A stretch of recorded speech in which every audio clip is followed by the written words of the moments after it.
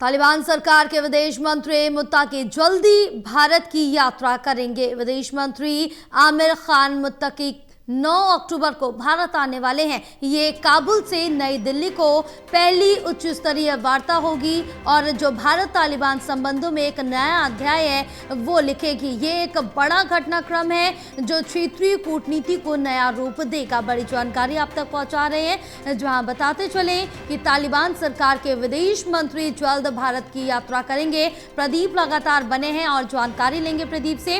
प्रदीप, तालिबान सरकार के विदेश मंत्री जल्द भारत की यात्रा करेंगे, इस यात्रा को लेकर क्या कुछ मायने निकाले जा रहे हैं?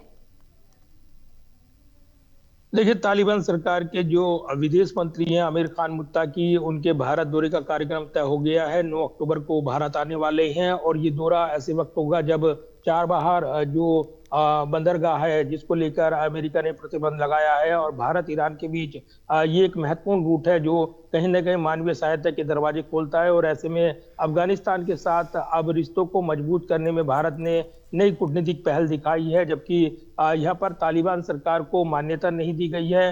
उसको पूरी तरीके से कानूनी मान्यता नहीं है, लेकिन मानवीय आधार पर और जो भारत के अफगानिस्तान के साथ दीर्घकालीन रिश्ते हैं उस आधार पर लगातार हर संभव मदद भारत सरकार ने उपलब्ध कराई है। और ऐसे में जब जो संयुक्त राष्ट्र सुरक्षा परिषद है उसने मुत्ताकी को अंतर्राष्ट्रीय यात्रा प्रतिबंधों में अस्थायी छूट दी है, तो दौरे का कार्यक्रम तय हुआ है।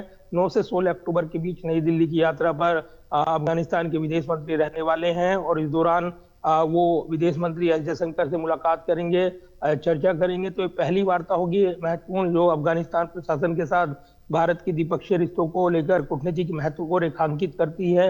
लिहाजा भारतीय राजनयिक हलकों में जो महीने भर से पहले से इसकी तैयारियां कर रहे थे और इससे पहले हमने देखा कि जो विदेश सचिव विक्रम मिश्री और वरिष्ठ आईएफएस अधिकारी जेपी सिंह सहित कई अधिकारी ने मुत्ताकी और तालिबान नेताओं से मुलाकात की थी।